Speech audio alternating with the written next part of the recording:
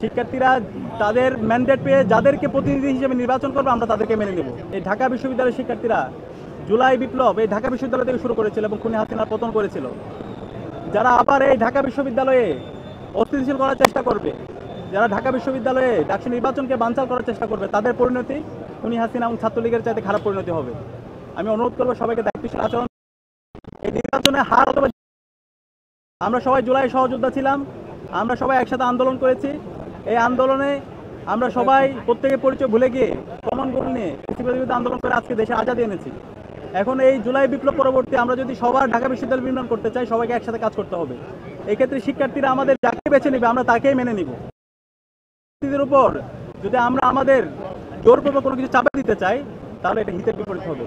শিক্ষার্থীরা তাদের ম্যান্ডেট পেয়ে যাদেরকে প্রতিনিধি হিসেবে নির্বাচন করবে আমরা তাদেরকে মেনে নেব। আমরা আশা করব যারা বিভিন্ন ধরনের অস্থিতিশীল করার চেষ্টা করছেন, ষড়যন্ত্র এবং চক্রান্ত করছেন, আপনারা এই সমস্ত ষড়যন্ত্র এবং চক্রান্ত থেকে বেরিয়ে আসুন। শিক্ষার্থীদের যে ম্যান্ডেট সেই ম্যান্ডেটকে আপনারা মেনে নিন এবং নির্বাচন কমিশনকে অনুরোধ করব এখন পর্যন্ত যে অভিযোগগুলো আমরা দিয়েছি